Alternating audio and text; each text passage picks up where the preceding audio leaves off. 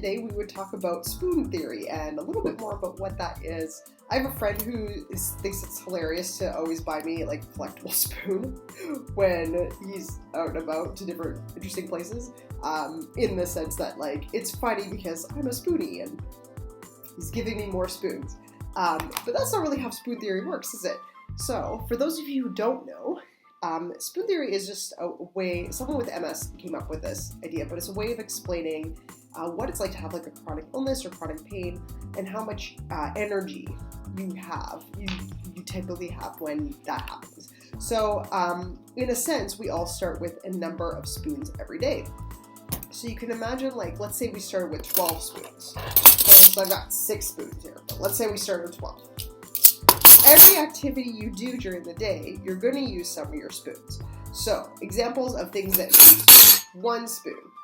Getting out of bed, right? Getting dressed would be another one.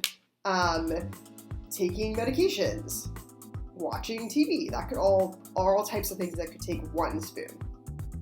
All right, so imagine you did all 4 of those activities. You actually now use 4 of your 12 spoons for the day. All right, things that require 2 spoons. Okay, so 2 spoon activities. Taking a bath or a shower, doing your hair or makeup, going on the internet, reading a book or studying for school.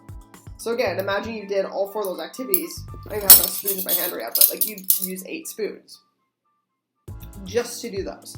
All right, so let's say you get out of bed, 1 spoon, get dressed, 2 spoons, take your medication, 3 spoons, kind of things we have to do, and then decide to take a shower. Now you've used 5 spoons of your 12 already, and that's all you've done. Activities that require 3 spoons. So this could be making and eating a meal, 3 spoons.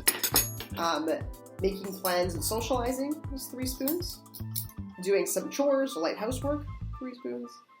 Driving somewhere, let's say even just driving to like the store, to your friend's house, to do nothing. You're just driving to your friend's house, right? 3 spoons. So if you did all 4 of those activities, you'd use all 12 spoons, right? Already out of spoons. Again, combining with the 1, 2, and 3 spoon activities, it's not a lot of activities. You're starting to find yourself a little more limited in how much you could do in a day. And then there's activities that might require 4 spoons. So these might be things like going to work or school, going shopping, right? Even grocery shopping, going to the doctor, doing any kind of exercise. It'd be 4 spoons. Right? So if you were to do all 4 of those activities, for example, you'd be using 16 spoons, which would be, if you started with 12, would be more than what you had. Again, combination of 1 to 4 spoons. The spoons run out pretty quickly. Now, 12 spoons is an example. It's a pretty generalized example. Some people, depending on your condition, could potentially have less, but like a lot of people have more depending on where you're at and how you're feeling. So for example, I would say I was someone, even when I wasn't doing great, was probably at the 16 to 20 spoons per day. So I could do quite a bit more. And yet there's still some limitations, right? And now, like in remission, I would say like I have like 30 spoons a day. And of course, it's going to vary day to day too. There's not like you have the exact same amount of energy necessarily every day. That's why things like pacing are important, right? If you do the same type of activity every day, you shouldn't see huge fluctuations in your energy levels.